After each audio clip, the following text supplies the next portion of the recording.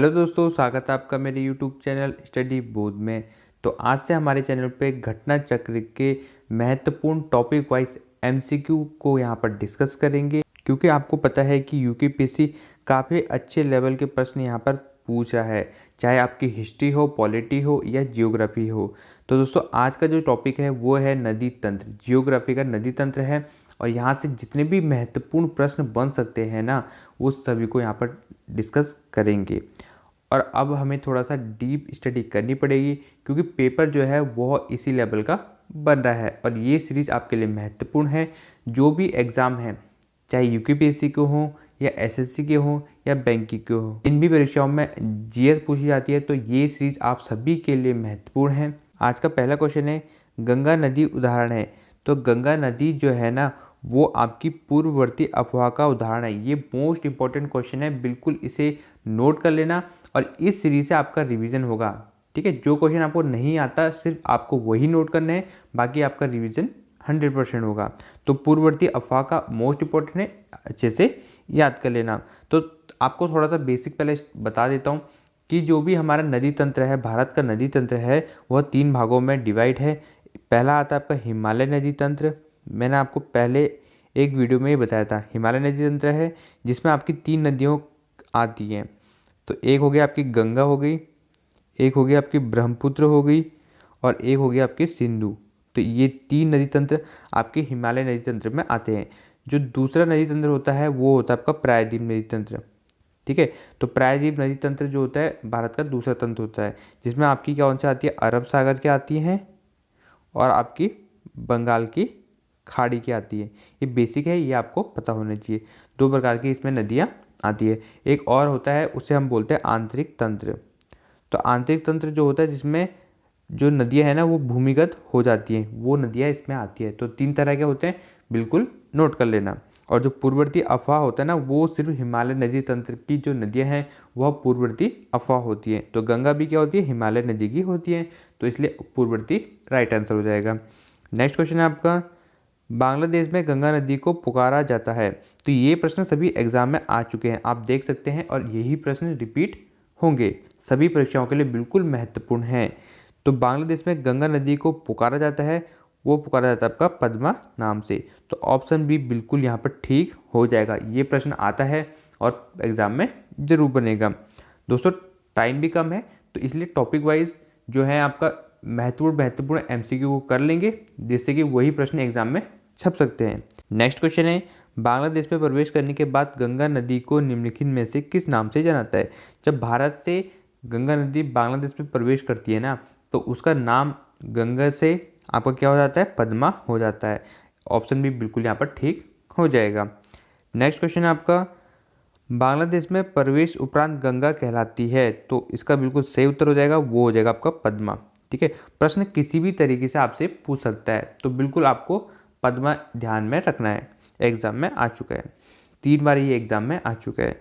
Next question है आपका, Sundarban delta का निर्माण करने वाली नदियां हैं। ये मोस्ट इंपॉर्टेंट क्वेश्चन है और आप इसी में फंसते हो। तो जो सुंदरबन डेल्टा का निर्माण करती है उन नदियों का नाम है, ऑप्शन है गंगा और ब्रह्मपुत्र, गंगा और झेलम, सिंधु और झेलम, या गंगा और सिंध। तो इसका बिल्कुल राइट उत्तर हो जाएगा आपका गंगा और ब्रह्मपुत्र। ये नदियाँ क्या करती है, सुंदरबन डेल्टा का निर्माण करती है। और ये कहाँ बनता है सुंदरबन डेल्टा, ये भी नोट कर लेना आप। ये बनता है आपका इंडिया और बांग्लादेश के बीच में बनता है, ये भी नोट कर सकते हो आप। और एक नदी और होती है इसमें, वो होती है आपकी मेघना। ये 3 नदी बनाती है, विश्व का सबसे बड़ा डेल्टा बनाती है। इसे क्या कहते हैं, विश्व का सबसे बड़ा डेल्टा कहते हैं, सुंदरबन डेल्टा को कहते हैं। तो मोस्ट इंपॉर्टेंट क्वेश्चन है। नेक्स्ट क्वेश्चन है, भारत की सबसे लंबी नदी है। तो भारत की जो सबसे लंबी नदी है वो है आपकी गंगा। ऑप्शन भी बिल्कुल ठीक हो जाएगा। अगर क्वेश्चन आएगा ना, सबसे लंबी नदी भारत की वो है गंगा, ठीक है। और इसकी जो आपकी लंबाई है ना, वो है 2525 मीटर। ये भी नोट कर लेना, एग्जाम में पूछा जा सकता है।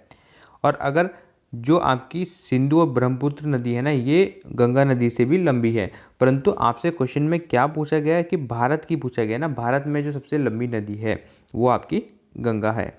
नेक्स्ट क्वेश्चन आपका, भागीरथी नदी निकलती है। तो आसान सा उत्तर है, ये आपने कई बार पढ़ा होगा और देखो परीक्षा में आ चुका है। तो भागीरथी नदी कहाँ से निकलती है, ये निकलती है आपकी गौमुख से।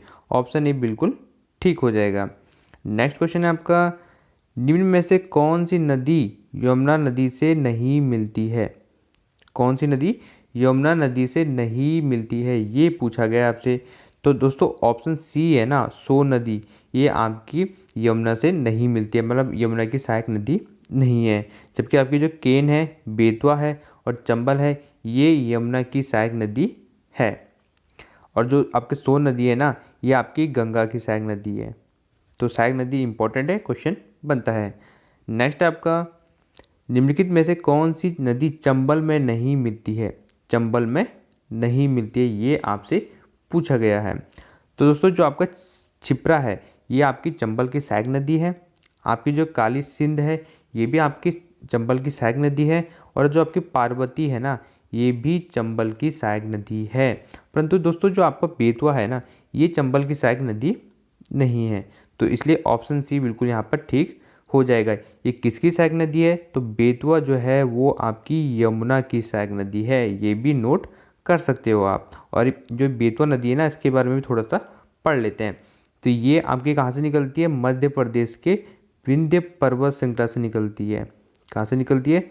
विंध्य पर्वत श्रृंखला से निकलती है, क्योंकि ऐसे भी प्रश्न पूछा जाता है। और ये आपके यूपी में यमुना से मिलती है। यूपी में एक जगह पड़ती है, उसका नाम है आपका हमीरपुर। तो वहाँ पर ये किससे मिलती है? यमुना नदी से मिलती है। ये आपको नोट करना है। नेक्स्ट आपका, बेतवा नदी मिलती है।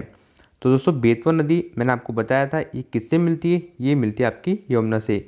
कहाँ पर मिलती है? हमीरपुर में। हमीरपुर कहाँ पड़ता है? तो ये पड़ता है आपका यूपी में। तो ये इंपॉर्टेंट है, बिल्कुल इसे नोट कर लेना। और दोस्तों अगर आपको रीजनिंग की वीडियो चाहिए तो कमेंट करके ज़रूर बताना, क्योंकि यूपीपीएससी काफ़ी अच्छे लेवल के आपकी रीजनिंग और मैथ के भी कुछ टॉपिक के प्रश्न पूछ रहा है। नेक्स्ट है आपका, इनमें से गंगा की कौन सी सहायक नदी उत्तर वाहिनी है? तो दोस्तों आपने पढ़ा होगा कि सहायक नदी तो पढ़ी होगी, पर उत्तर वाहिनी पूछा गया, मतलब जो उत्तर की ओर बहती है। तो ऑप्शन है आपकी कोसी है, घाघर है, सोन है या गंडक है। तो इसका सही उत्तर है आपका सोन नदी। सोन नदी कहाँ से निकलती है? ये निकलती है अमरकंटक पठार से निकलती है। तो ये भी नोट कर लेना, ठीक है। और ये क्या है? गंगा की उत्तर वाहिनी है। उत्तर वाहिनी मतलब जो उत्तर दिशा की ओर बहती है। नेक्स्ट क्वेश्चन है, निम्नलिखित में से कौन सी नदी गंगा नदी में बाएं से नहीं मिलती है? तो बाएं से नहीं मिलती है मतलब दाएं से मिलती होगी। तो मैंने आपको पहले ही बताया था कि सोन नदी है, ये कहाँ से मिलती है? ये आपकी दाहिने से मिलती है, मतलब उत्तर वाहिनी को ही दाहिने बोलते हैं। तो ऑप्शन डी बिल्कुल यहाँ पर ठीक हो जाएगा। नेक्स्ट क्वेश्चन है आपका, कौन सी श्रेणी यमुना और सोन के मध्य जल द्विभाजक का कार्य करती है? ये भी इंपॉर्टेंट है, बिल्कुल इसे नोट कर लेना। यमुना के और सोन के मध्य जल द्विभाजक मतलब जल को दो भागों में बांटती है। तो यहाँ पर आपका ऑप्शन बी दिख रहा होगा, कैमूर। कैमूर जो है यमुना और सोन के मध्य जल द्विभाजक का कार्य करता है। इंपॉर्टेंट है, इसे भी नोट करना। नेक्स्ट आपका, बिहार के किस जिले में गंगा नदी सबसे लंबी है? तो दोस्तों जो बिहार है ना, वहाँ पर गंगा नदी जो है 12 जिलों में बहती है। ये काफ़ी इंपॉर्टेंट है। कितने जिलों में बहती है? 12 जिलों में बहती है। और सबसे जो ज़्यादा लंबी किस ज़िले में है? तो वो है आपके पटना में। ऑप्शन सी बिल्कुल ठीक हो जाएगा। कितने हैं? 99 किलोमीटर इस ज़िले में बहती है। तो सबसे लंबी किस ज़िले में बहती है? पटना में। ये आपको ध्यान में रखना है। नेक्स्ट आपका, भारत में यरलुंग जंगपो नदी को किस नाम से जाना जाता है? यरलुंग जंगपो नदी को किस नाम से जाना जाता है भारत में? तो ये जाना जाता है आपका ब्रह्मपुत्र नदी को। ऑप्शन सी बिल्कुल यहाँ पर ठीक हो जाएगा। ब्रह्मपुत्र को क्या कहते हैं भारत में? वो कहते हैं आपका यरलुंग जंगपो कहते हैं। थोड़ा सा नाम डिफिकल्ट है, परंतु आपको याद रखना है। नेक्स्ट क्वेश्चन है आपका, तिब्बत में मानसरोवर झील के पास जिस नदी का स्रोत है वह है, मतलब जो तिब्बत है उसमें मानसरोवर झील है ना वहीं पर, तो वहाँ पर कौन सी नदी निकलती है, मतलब उस झील से कौन सी नदी निकलती है? तो दोस्तों यहाँ पर जो ब्रह्मपुत्र है ना, ये भी आपके मानसरोवर झील से निकलती है। जो सतलज है ये भी आपके मानसरोवर झील से निकलती है। और जो ऑप्शन सी है सिंधु, ये भी मानसरोवर झील से निकलती है। तो मतलब इसका जो ऑप्शन डी है ना, उपयुक्त सभी, ये सभी की नदियाँ आपके मानसरोवर झील से निकलती है। तो ये तीनों आपको नोट करने हैं। ऐसे नहीं कि आप किसी एक भी प्रश्न लगा के आ जाओ। तो प्रश्न को ध्यान से पढ़ना है और कौन सी नदियाँ दिए हैं उनको भी ध्यान से देखना है। नेक्स्ट क्वेश्चन है आपका, मानस नदी किस नदी की उपनदी है? तो ये इंपॉर्टेंट है, मानस नदी, इसको ध्यान में रखना, एग्जाम में आता है। तो मानस नदी जो है ना, वो आपकी ब्रह्मपुत्र नदी की सहायक नदी है या उपनदी है, कुछ भी आप बोल सकते हो, मानस नदी। नेक्स्ट क्वेश्चन है, ब्रह्मपुत्र नदी तिब्बत में किस नाम से जानी जाती है? इसका जल्दी से आप कमेंट में उत्तर बताओ। जो प्रश्न आपको आता है कमेंट में बिल्कुल उत्तर बता सकते हैं। तो ब्रह्मपुत्र नदी को तिब्बत में सांगपो नाम से जाना जाता है। तो ऑप्शन डी बिल्कुल यहाँ पर ठीक हो जाएगा। ब्रह्मपुत्र नदी का नाम तिब्बत में क्या है? सांगपो है। नेक्स्ट क्वेश्चन है, नर्मदा घाटी किन पर्वत श्रृंखलाओं के बीच स्थित है? अगर आपसे क्वेश्चन पूछ रहा है, नर्मदा घाटी पूछ रहा है, नर्मदा नदी पूछ रहा है कि किन दो पर्वतों के बीच स्थित है, तो ये है आपका सतपुड़ा और विंध्याचल। मतलब इन दोनों पर्वतों के बीच से जो श्रृंखलाएं हैं, इनके बीच से ये गुजरती है। कौन सी? आपकी नर्मदा नदी। बहुत इंपॉर्टेंट क्वेश्चन है, बिल्कुल इसे नोट कर लेना। कौन से पर्वत हैं? सतपुड़ा और विंध्याचल। ठीक है, ऑप्शन बिल्कुल सेम देगा आपको, परंतु आपको ध्यान में रखना है सतपुड़ा और विंध्याचल। नेक्स्ट क्वेश्चन है आपका, कौन सी नदी रिफ्ट घाटी या भ्रंश से होकर बहती है? देखो, नर्मदा नदी से ना काफ़ी प्रश्न बनेंगे, तो जितने प्रश्न बनेंगे ना आपको यहीं पर बिल्कुल क्लियर कर दूंगा। अगर क्वेश्चन पूछ रहा है कि रिफ्ट घाटी से या भ्रंश द्रोणी से, रिफ्ट घाटी क्या होती है? मतलब जो आपकी दो पहाड़ियों के बीच से गुजरती है ना, उसे बोलते हैं रिफ्ट घाटी से गुजरती है। ऐसी कौन सी नदी है? तो ये नदी है आपकी नर्मदा। ऑप्शन ए बिल्कुल ठीक हो जाएगा। भ्रंश द्रोणी भी आ सकता है, या रिफ्ट घाटी से नर्मदा नदी बहती है। कौन से पर्वत के बीच बहती है? वो आपकी सतपुड़ा और विंध्याचल। ये भी आपको ध्यान में रखना है। नेक्स्ट क्वेश्चन है आपका, सोन नर्मदा तथा महानदी निकलती है। तो ये अलग प्रश्न होकर भी आ सकता है और तीनों एक साथ भी आ सकते हैं। अगर पूछेगा आपके सोन नदी या नर्मदा नदी या महानदी ये कहाँ से निकलती है, तो ये निकलती है आपकी अमरकंटक से निकलती है। तीनों अमरकंटक से ही निकलती है, सोन भी, नर्मदा भी और महानदी भी, तीनों आपको ध्यान में रखना है। नेक्स्ट क्वेश्चन है आपका, निम्नलिखित में से कौन सोन नदी का वास्तविक स्रोत है? तो सोन नदी से प्रश्न बनता है, तो इसको बिल्कुल ध्यान में रखना है। तो सोन नदी का जो वास्तविक स्रोत है ना वो है आपका शहडोल जिले में अमरकंटक। ऑप्शन ए बिल्कुल ठीक हो जाएगा। ठीक है, अमरकंटक ध्यान में रखना और आपका शहडोल जिला भी ध्यान में रखना। सोन नदी का वास्तविक स्रोत है, एग्जाम में आ चुका है, आपको ध्यान में रखना है। नेक्स्ट क्वेश्चन है आपका, निम्नलिखित में से कौन सी नदी पश्चिम की ओर बहती है? देखो कितना इंपॉर्टेंट क्वेश्चन है और यूनिक है, और ऐसे ही प्रश्न एग्जाम में आएगा। अगर आपने ये एमसीक्यू सीरीज अच्छे से देख ली ना, तो आपके प्रश्न बनने के चांसेस बहुत ज़्यादा हो जाते हैं, क्योंकि ये प्रश्न सभी एग्जाम में आए हुए हैं। तो पश्चिम की ओर कौन सी नदी बहती है? ऑप्शन है गंगा, नर्मदा, गोदावरी या यमुना। तो यहाँ पर इसका बिल्कुल जो राइट आंसर है वो आपकी नर्मदा। नर्मदा नदी ही क्या है? पश्चिम की ओर बहती है। मोस्ट इंपॉर्टेंट क्वेश्चन है, नर्मदा नदी से 3-4 क्वेश्चन बन चुके हैं, सभी आपको ध्यान में रखना है। नेक्स्ट है, कावेरी नदी का उद्गम है। तो ये भी काफ़ी इंपॉर्टेंट है कि कावेरी नदी का उद्गम कहाँ से होता है, आप इसमें कंफ्यूज होते हो। पहला है सह्याद्री में, ब्रह्मगिरी पहाड़ियों में, या गाविलीगढ़ पहाड़ियों में, या अमरकंटक में। तो जो कावेरी नदी है ना, इसका जो उद्गम होता है वो होता है आपका ब्रह्मगिरी पहाड़ियों से। तो मोस्ट इंपॉर्टेंट है, बिल्कुल ध्यान में रखना, कावेरी नदी। नेक्स्ट क्वेश्चन है आपका, कावेरी नदी कौन से राज्यों से होकर गुजरती है? मोस्ट इंपॉर्टेंट क्वेश्चन लगा लो, आप इसमें कंफ्यूज हो गए, और यूपीएससी के एग्जाम में ये जरूर आएगा। कोई ना कोई भी जो भी आपका एग्जाम है ना, उसमें ये प्रश्न देखने को जरूर मिलेगा। तो जो कावेरी नदी है किन राज्यों से होकर गुजरती है? तो ये गुजरती है आपके कर्नाटक से, केरल से और तमिलनाडु से। तो ऑप्शन भी बिल्कुल ठीक हो जाएगा। ठीक है, कर्नाटक, केरल और तमिलनाडु, ये 3 राज्य आपको ध्यान में रखने हैं। नेक्स्ट क्वेश्चन है, निम्नलिखित भारतीय नदियों में से कौन एस्चुअरी बनाती है? तो दोस्तों एस्चुअरी क्या होता है, पहले इसको भी ध्यान में रख लेते हैं। इसको हिंदी में जो बोलते हैं ना, वो भी आप ध्यान में रखना, हिंदी मीडियम वाले। ज्वार नद मुख क्या बोलते हैं? ज्वार नद मुख बोलते हैं हिंदी में। तो ये क्या होता है ज्वार नद मुख? तो दोस्तों जहाँ पर देखो जो नदियाँ हैं ना, वो क्या लाती है? अपने साथ मलबा बहकर लाती है। तो मलबा बहकर कहाँ लाती है? ये सब आपके समुद्र में मिलती है। तो समुद्र में जहाँ पर इनका मिलन होता है ना, देखो समुद्र है और यहाँ से जो नदी है ना, वो आपकी क्या लाई? मलबा लाई साथ में। तो इनका जहाँ पर मिलन होगा ना, एक पॉइंट होगा यहाँ पर मिलन, नदी और समुद्र का, ये अपने साथ मलबा भी लेके आ रही है। तो यहाँ पर ज्वार नदमुख का निर्माण होता है, मतलब ज्वार नदमुख बन जाते हैं। तो इसी पॉइंट को क्या कहते हैं? ज्वार नदमुख कहते हैं। तो यहाँ पर क्या पूछा जा रहा है कि भारतीय नदी में से कौन एस्चुअरी बनाती है, एस्चुअरी बोलते हैं इसे, या आपका ज्वार नदमुख भी बोलते हैं। तो जो आपकी महानदी है ना, ये आपकी क्या बनाती है, ज्वार नदमुख बनाती है। इंपॉर्टेंट है, बिल्कुल इसे नोट कर लेना। नेक्स्ट आपका कौन सी नदी उड़ीसा में अपना डेल्टा बनाती है? तो दोस्तों उड़ीसा में जो अपना डेल्टा बनाती है उसे हम कहते हैं महानदी। नेक्स्ट क्वेश्चन है आपका, भारत का दूसरा सबसे बड़ा बेसिन है, भारत का दूसरा सबसे बड़ा नदी बेसिन कौन सा है? तो वो है आपका गोदावरी बेसिन है, भारत का दूसरा सबसे बड़ा नदी बेसिन है। प्रायद्वीप भारत में सबसे लंबी नदी कौन सी है? यहाँ पर क्या पूछा गया, प्रायद्वीप भारत में जो अभी हमने पहले पढ़ा था वो था भारत की सबसे लंबी नदी कौन सी है। तो प्रायद्वीप भारत में दो प्रकार से नदियाँ होती हैं, एक अरब सागर में जाती है और एक आपकी कहाँ जाती है, बंगाल की खाड़ी में जाती है। तो इनमें सबसे लंबी नदी कौन है, ये आपसे पूछा गया है। सही उत्तर हो जाएगा गोदावरी। गोदावरी क्या है, सबसे लंबी नदी है प्रायद्वीप भारत की। इंपॉर्टेंट है, बिल्कुल इसे नोट कर लेना। नेक्स्ट क्वेश्चन है आपका, भारत में निम्नलिखित नदियों में से कौन हिमालय की सभी श्रेणियों को काटती है? ये मोस्ट इंपॉर्टेंट क्वेश्चन है, ये एग्जाम में जरूर बनेगा, बिल्कुल इसे नोट कर लेना कि जो सभी श्रेणियों को काटती है हिमालय की कौन सी ऐसी नदी है। ऑप्शन है रावी है, सतलज है, व्यास है या चिनाब है। तो इसका बिल्कुल सही उत्तर हो जाएगा आपका सतलज। क्या करती है, हिमालय की सभी श्रेणियों को काटती है। मोस्ट इंपॉर्टेंट, एग्जाम में आएगा।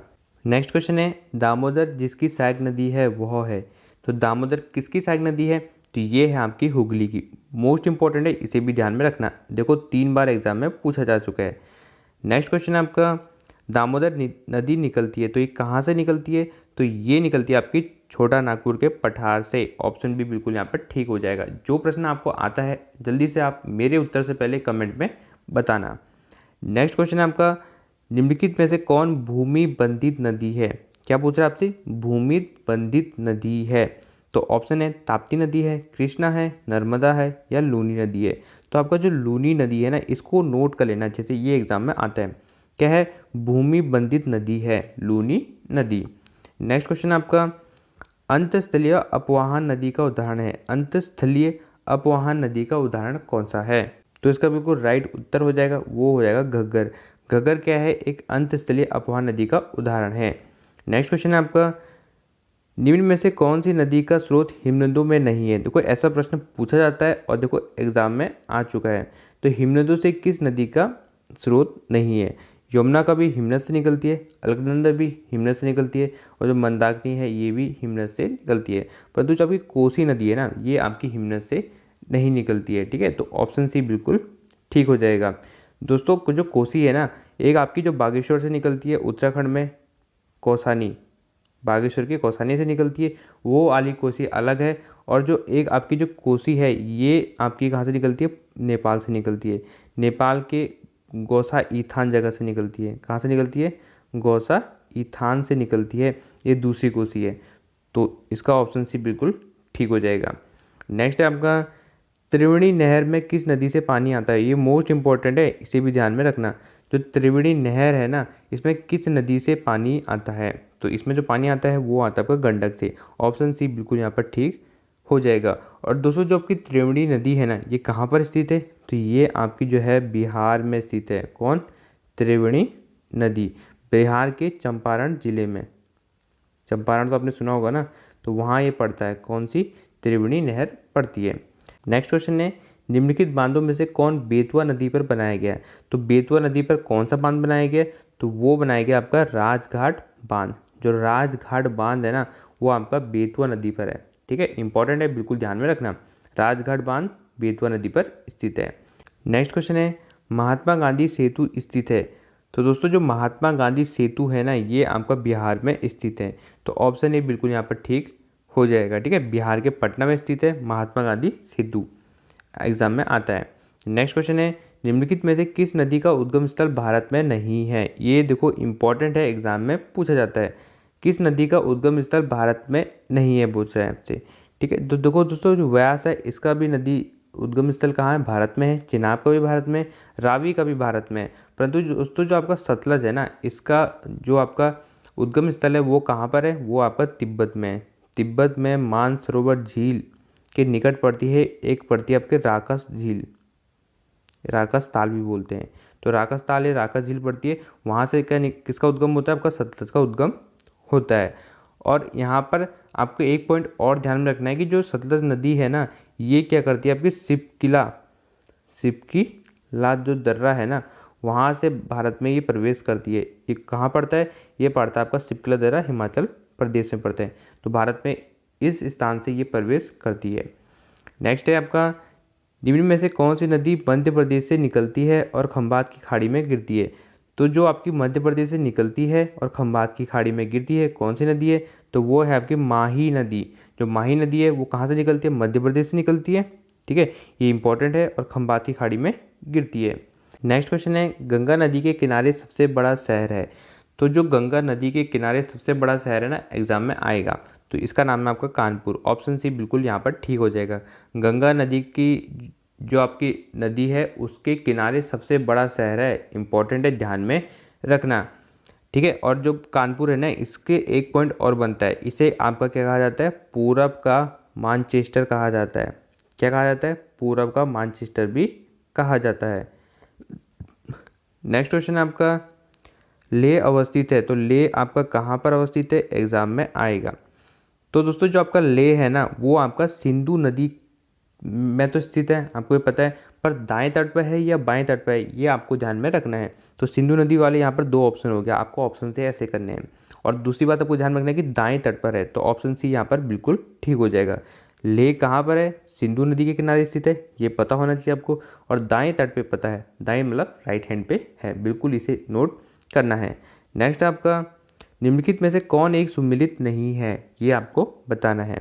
तो यहाँ पर देखो, शहर के नाम दिए गए हैं और यहाँ पर उनके नदी के नाम दिए हैं, और कौन सा सुमिलित नहीं है ये आपसे पूछा गया है। तो दोस्तों जो सबसे पहला ऑप्शन है गोरखपुर राप्ती, तो बिल्कुल सही है।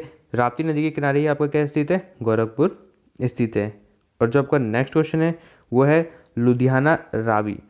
ठीक है, जो आपका लुधियाना है ना, ये रावी नदी के किनारे स्थित नहीं है। ये कौन सी नदी के किनारे स्थित है, सतलज नदी के किनारे स्थित है। तो ऑप्शन भी बिल्कुल यहाँ पर ठीक हो जाता है, क्योंकि सुमिलित है नहीं, मतलब नहीं है, पूछा गया है।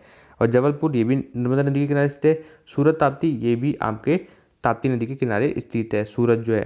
तो ये पॉइंट भी आपको ध्यान में रखने हैं। तो दोस्तों ये थी आज की महत्वपूर्ण वीडियो, और इस वीडियो में हमने 45 प्लस प्रश्नों को यहाँ पर डिस्कस किया। जो आपके नदी से जो प्रश्न बनते हैं ना, उन सभी को यहाँ पर कवर कर लिया है। अगर इस टॉपिक के इन प्रश्नों को देखकर आप एग्जाम में जाओगे तो आपके वहाँ पर क्वेश्चन आने के चांसेस बहुत ज़्यादा हैं, क्योंकि सभी प्रश्न एग्जाम में आ चुके हैं। और दोस्तों अगर ये सीरीज आपको कंटिन्यू चाहिए तो कमेंट करके ज़रूर बताना कि ये वीडियो आपके लिए हेल्पफुल है। और रीजनिंग की भी महत्वपूर्ण वीडियो आएगी, कमेंट करके ज़रूर बताना। मिलते हैं नेक्स्ट वीडियो में, तब तक के लिए नमस्कार। वीडियो अगर आपको अच्छी लगी तो वीडियो को लाइक करें और चैनल को सब्सक्राइब जरूर करें, जिससे कि आपको नेक्स्ट इसकी वीडियो का नोटिफिकेशन जल्दी मिल सके।